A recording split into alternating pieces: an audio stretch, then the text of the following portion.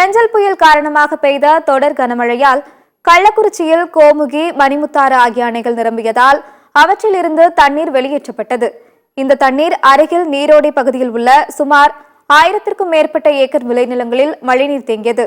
இதனால் தாங்கள் பயிரிட்ட மக்காச்சோளம், உளுந்து, கரும்பு உள்ளிட்ட பயிர்கள் சேதமடைந்ததாக கூறும் விவசாயிகள் உரிய நிவாரணம் வழங்க வேண்டும் என்று கோரிக்கை விடுத்துள்ளனர்.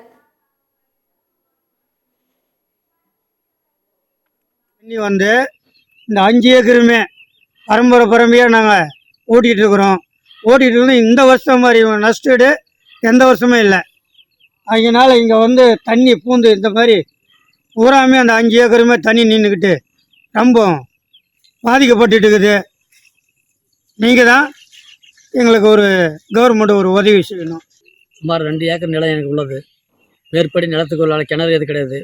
டேம் பாய்ச்சல் இதேமாரியே இப்போ சிலர் ஒரு 10 வருஷம் காலமாகவே வாய்க்கால் தண்ணி அந்த பயிர் சேதாரம் ஆகுதுங்க. இதுக்கு ஐயா மேற்கொண்டு நடவடிக்கை எடுத்து இன்னும் வாய்க்கால் மூலம் ஆக்கிரமிப்பு செய்து ஒழுங்காக அந்த தண்ணியை பக்குவப்படுத்திட்டாங்கன்னா எங்களுக்கு சேதாரம் குறையும். இந்த சேதாரத்துக்கு ஐயா தான் எங்களுக்கு நடவடிக்கை தெரிவிக்கிறோம். ஃபயர் ஆஃபீஸ் பின்னாடி இருந்து இப்போ இந்த என் பேர் வாய்க்காலுக்கு போகிற இது பூரா அடைப்பட்டுங்க. பூரா இங்கே இருக்கிற நெல் பயிர் பூராமே பாதிப்பாகி போச்சுங்க. 2 ஏக்கர் நெல் பயிர் பூராவே தண்ணியில் மூழ்கி போச்சு. அந்தாண்ட இருக்குது கரும்பு 4 ஏக்கர் பூரா தண்ணியில் இருக்குது.